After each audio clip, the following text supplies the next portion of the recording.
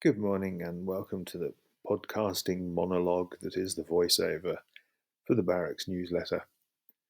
This week, calendar week 44, the one where the clocks go back and the temperatures went up. The job of this newsletter is to keep things light.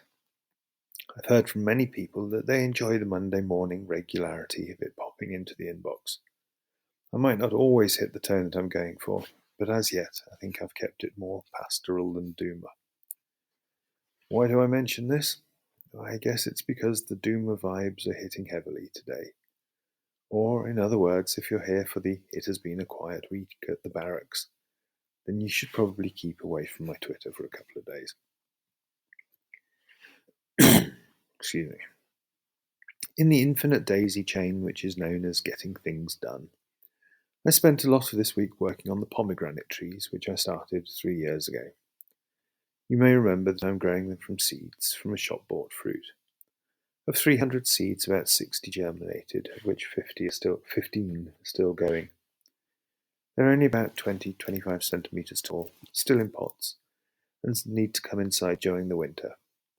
So I decided to knock up a quick set of shelves for them, forgetting, silly me, that I'm incapable of doing anything either quickly or easily. The shelves themselves are going to be massive. Less than 2 metres long, so not ridiculous, but I am making them out of 5 centimetre thick solid beech boards, which it is fair to say, heavy. Of course, they can't possibly fit through my planer. It's a brave little piece of kit willing to tackle most jobs, but it's not quite meaty enough for these beasts, so I've been hand planing pretty much all week. They are going to be splendid shelves, though. I think that I got everything else sorted that I claimed I was going to do in last week's newsletter. I definitely fixed the rabbit holes in the perimeter fence that I wanted to.